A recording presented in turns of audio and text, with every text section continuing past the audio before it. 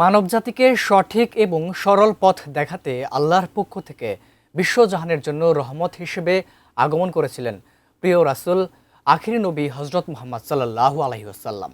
বিশ্বজাহানের জন্য কিয়ামত পর্যন্ত সরল পথের দিশারি আল কোরআন এসেছিল, যার মাধ্যমে 570 খ্রিস্টাব্দের রবিউল আওয়াল মাসের 12 তারিখে পৃথিবীর বুকে তার আগমন, একই দিনেই তার ওফাত।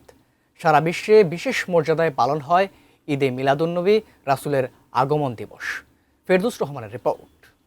দেখে যা আমেনা মায়ের কোলে, মধু পূর্ণিমারে সেথা চাঁদ দোলে। আজ থেকে 1456 বছর আগের রবিউল আউয়াল মাসের 12 তারিখ সোমবার সুবহ সাদিকে আরবের মক্কা নগরীতে মা আমিনার কোলে এলেন এক মহামানব। আধারের বুক চিরে মানবজাতিকে আলোর দিকে নিতে জন্ম নিলেন হজরত মুহাম্মদ সাল্লাল্লাহু আলাইহি ওয়াসাল্লাম।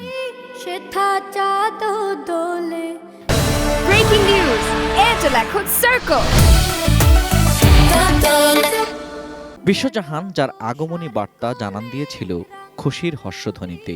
কেঁপে উঠেছিল পাপ আর অহমিকায় গড়া তৌহিদ বিদ্বেষীদের সাম্রাজ্য।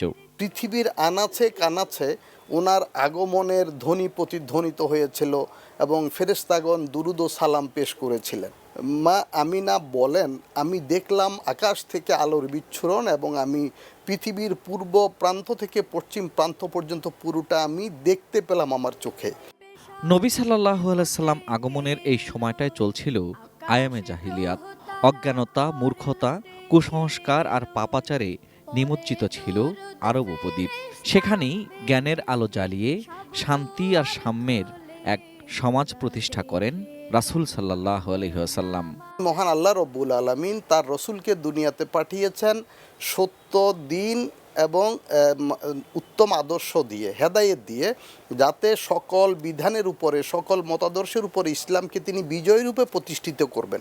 আল্লাহ তাআলা কোরআনে কারিমে বলেছেন, লাকাদ কানা লাকুম ফি রাসূলিল্লাহি উসওয়াতুন হাসানা, রসুলের জীবনে তোমাদের জন্য রয়েছে সর্বোত্তম আদর্শ। 23 বছরের নবুয়ত জীবনে যার মাধ্যমে পৃথিবীতে আসে মানবজাতির মুক্তির সনদ, মহাগ্রন্থ আল কোরআন। মা আয়েশা রাদিয়াল্লাহু তাআলা আনহা বলেছেন, কানা খুলুকুহু আল কোরআন, যে নবীজির জীবন হলো কোরআনে কারিমের বাস্তব নমুনা। একজন মানুষের জন্য রাসূল সাল্লাল্লাহু আলাইহি ওয়াসাল্লামের জীবনী হলো সর্বোত্তম আদর্শ, যার কথা, নীতি আর প্রদর্শিত পথই আল্লাহর পক্ষ থেকে একজন মানুষের জন্য একমাত্র সরল পথ। রাসূল করিম সাল্লাল্লাহু আলাইহি ওয়াসাল্লাম আরও বলেছেন, যারা আমার সুন্নতকে ভালোবাসে তারা আমাকে ভালোবাসে, আর যারা আমাকে প্রকৃত অর্থে ভালোবাসবে আমলের মাধ্যমে তারা জান্নাতে আমার সঙ্গেই থাকবে। সুবহানাল্লাহ। বিশ্বের কোটি কোটি মানুষ প্রাত্যহিক জীবনে অনুকরণ করে চলেছে তার জীবনাচার ও অনুপম মহান আদর্শ। সব মানুষের হৃদয়ে রাসূল সাল্লাল্লাহু আলাইহি ওয়াসাল্লাম চিরভাস্বর হয়ে থাকবেন অনন্তকাল। কুলমাখলুকে আজ ধনী ফেরদৌস রহমান, এটিএন নিউজ, ঢাকা।